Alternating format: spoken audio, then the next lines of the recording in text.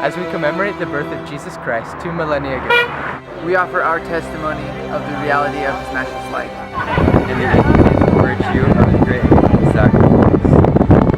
None other has had so profound an influence upon all who have lived and will yet live upon the earth. He was the great Jehovah of the Old Testament, the Messiah of the New, under the direction of his Father. He was the creator of the earth.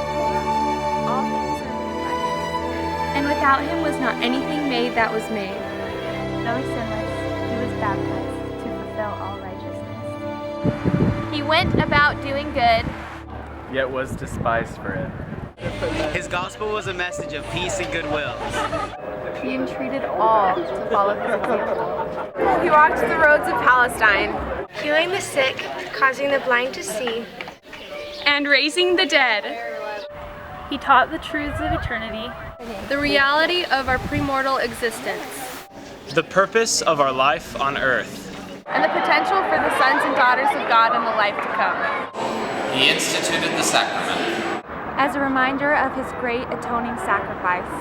He was arrested and condemned on spurious charges, convicted to satisfy a mob, and sentenced to die on Calvary's cross. He gave his life to atone for the sins of all mankind. His was a great vicarious gift in behalf of all who would ever live upon the earth. We solemnly testify that his life, which is central to all human history, neither began in Bethlehem nor concluded on Calvary.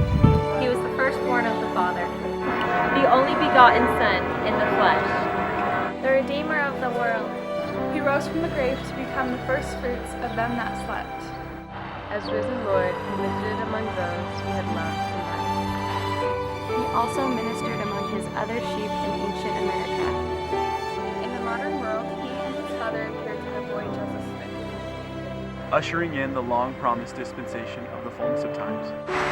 Of the living Christ, the prophet Joseph wrote, his eyes were as the flame of fire, the hair of his head was white like the pure snow. His countenance shone above the brightness of the sun, and his voice was as the sound of the rushing of great waters. Even the voice of Jehovah, saying, I am the first and the last.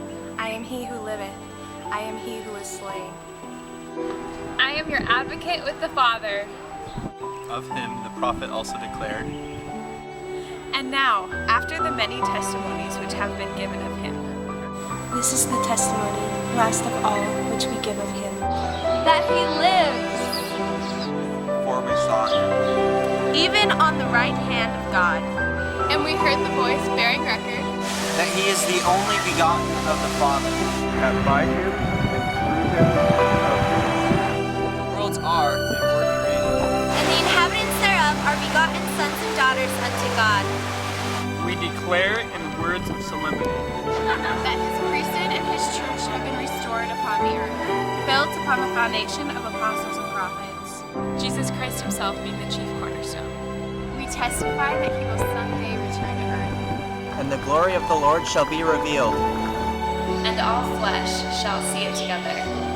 He will rule as King of kings, and reign as Lord of lords, and every knee shall bend, and every tongue shall speak in worship before him. Each of us will stand to be judged of him, according to our works and the desires of our hearts.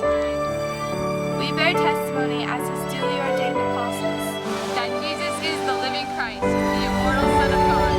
He is the great King Emmanuel, who stands today on the right hand of his Father. He is the light, the life, and the hope of the world. His way is the path that leads to happiness in this life and eternal life in the world to come. God be thanked for the matchless gift of his divine Son.